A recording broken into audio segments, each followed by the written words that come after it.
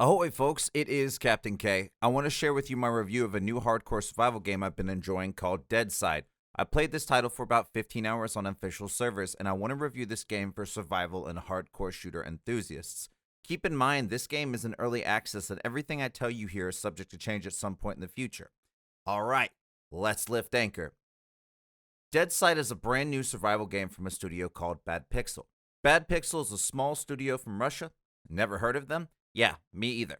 Apparently, they have made a free-to-play game called UFO Invasion and VR Enigma. I've never heard of any title, so imagine my surprise when they hit us with DeadSide.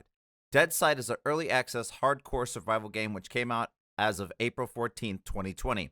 Set in a dystopian Russia, DeadSide features a mixture of survival mechanics, base building, and fun PvP and PvE hardcore shooter gameplay in a surprisingly fun twist on the survival hardcore genre. What DeadSide has done great is by trivializing what makes games like DayZ and Scum so tedious. Certain elements of survival gameplay, like movement speed, safe zones, and easy-to-use map navigation systems, speed up the gameplay pace.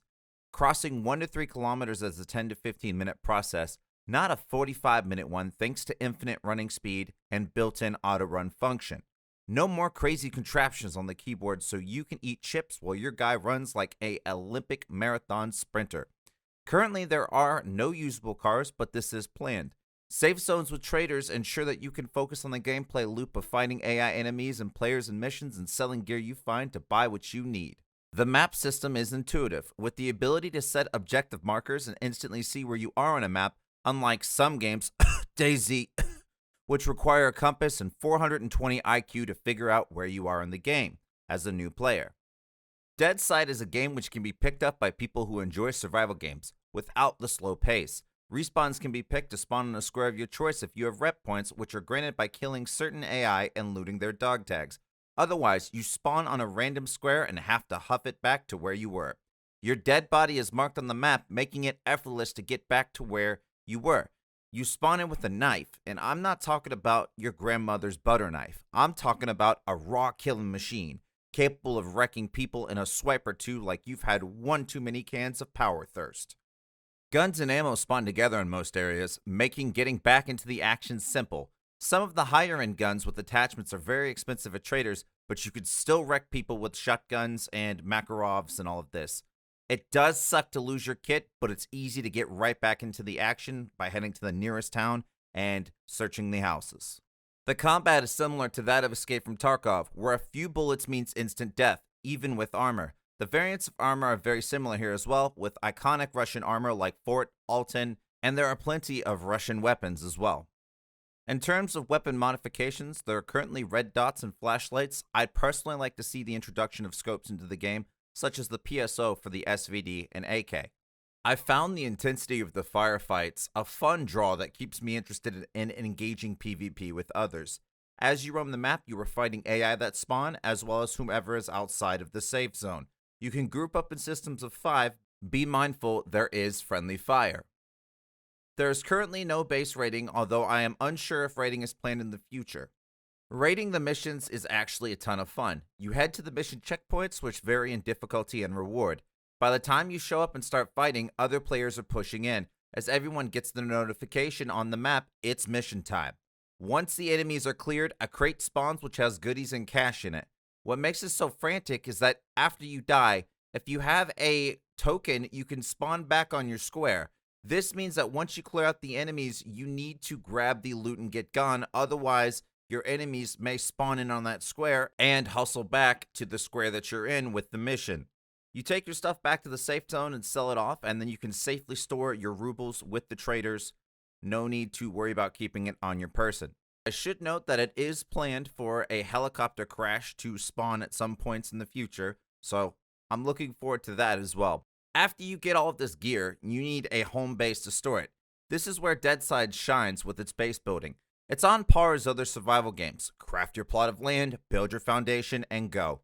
I found the object placement and snapping of walls and floors very easy to use. Right now the structures are limited, but you can stack them high, enabling pretty elaborate bases to be built.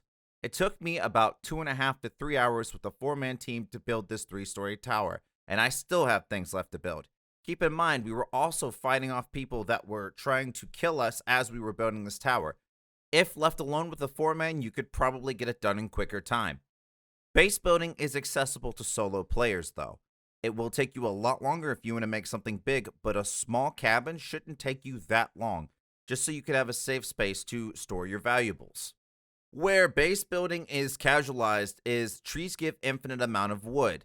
You do need an axe obviously and a saw, but these items are purchasable through the traders, as well as the nails you need to put these structures together. One of the biggest points of improvement for DeadSide is in regards to accessing your base if the leader of the group that owns the base is offline. If you leave the group, you can't open the doors to the base. What would be nice is a passcode system like Rust, for example, enabling access to safe houses when offline. In regards to optimization, graphic fidelity, and netcode, the game is gorgeous. Small details like the glint of an axe, reflection off a gun surface, and water rendering are all on par with AAA titles. This makes sense as the game is made in Unreal, which has made many AAA titles over the years.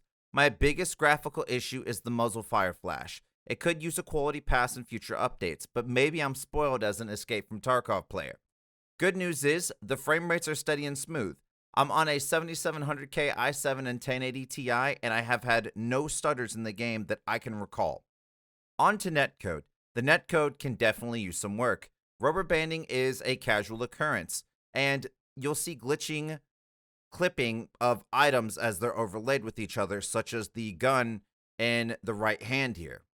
However, the devs had a day one issue of 300 plus ping per server, which they patched immediately the next day. So if they can keep the momentum, the game should be much better soon. In conclusion, DeadSide is a pretty cool new indie survival game from BadPixel that features fun, accelerated survival gameplay with hardcore combat and great graphics. This game will appeal to people who like DayZ, Scum, and Escape from Tarkov. While it is early access and there are imperfections, the game is still a fun romp through post-apocalyptic Russia.